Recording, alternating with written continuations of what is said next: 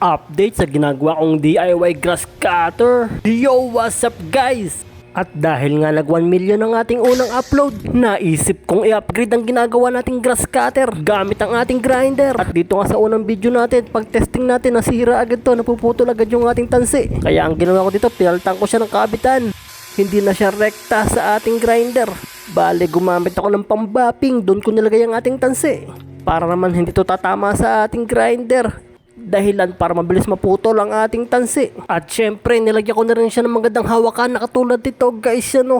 Hindi na siya magmumukhang pamingwit guys. Tapos syempre, kasama sa pag-upgrade natin, nilagyan natin siya ng throttle. Para lalagyan natin siya ng throttle cable papunta sa ating device na gagamitin natin pang control ng ating speed. Nakagaya niyan guys, yan o. Yan ang ikakabit natin ngayon. Kaya abangan nyo kung paano natin ikakabit yan guys.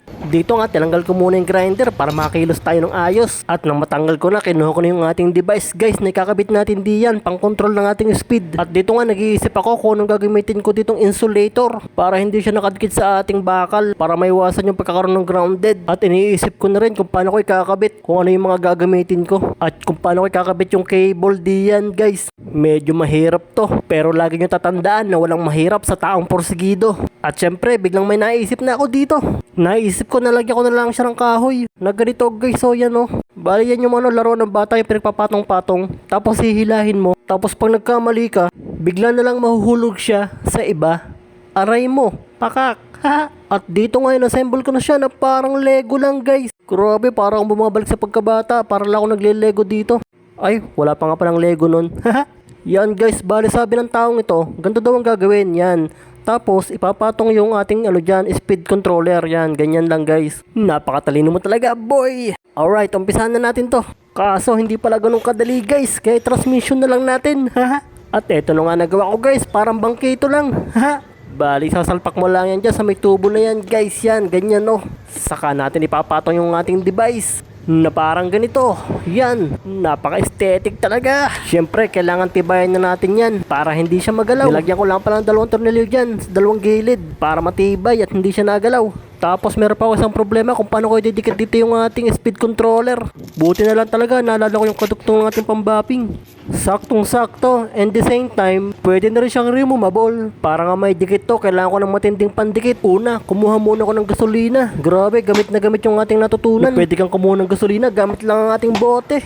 Yun o, pipisil-pisilin mo lang yung bote, tapos bibitawan mo, hihigop na yun ng gasolina guys. Buti na lang talaga, natutunan ko to. Ang galing.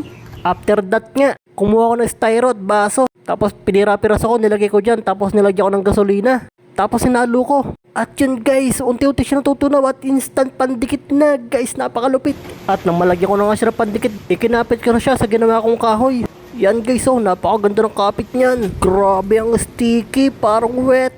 Anyway, same lang ng ginawa natin. Nilagyan din natin ito ng pandikit. Tapos dyan natin kakabit yung kadugtong ng ating ng ating yung sa pambapping na removable. Eto guys, oh, bali magkadikit sila. Oras na matuyo yan, pwede natin siyang tanggalin anytime dahil hindi naman siya nakapix. Dahil nga removable yung ating dyang pambapping. Tapos nga nilagyan ko pala siya dito ng cable tie para mas dikit na dikit siya. At pag dumikit na nga siya ng ayos, pwede naman natin tanggalin yung cable tie. Grabe, napakaangas naman oh. At yan guys, natapos na yan pagkakabit ng ating speed controller. Bala dito, pinoproblema ko naman yan ang pagkakabit ng ating cable. Pag-iisipan ko pa kung paano ko ito ikakabit. Nakapag hinila mo yung ating throttle, kailangan babalik din siya. Syempre, kailangan natin dito ng spring. Bali guys, sa next video na nga lang pala ulit. Medyo mahirap lang talaga to gawin. But anyway, ako nga pala si Riot FMB, ang nagsasabing, umpisahan mo sa pagiging walang kwenta. Malay mo, balang araw, magkakwenta ka rin. Love ya!